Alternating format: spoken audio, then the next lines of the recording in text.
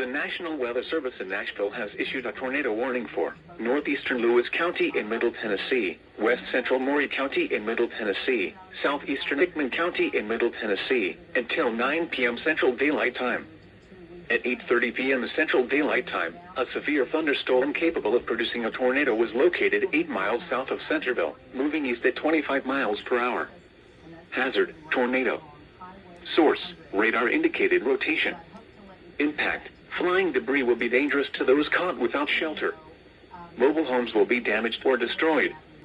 Damage to roofs, windows, and vehicles will occur. Tree damage is likely. This tornadic thunderstorm will remain over mainly rural areas of northeastern Lewis, west central Maury, and southeastern Hickman counties, including the following locations: Williamsport. Take cover now.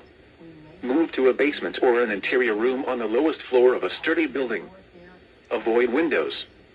If you are outdoors, in a mobile home, or in a vehicle, move to the closest substantial shelter and protect yourself from flying debris.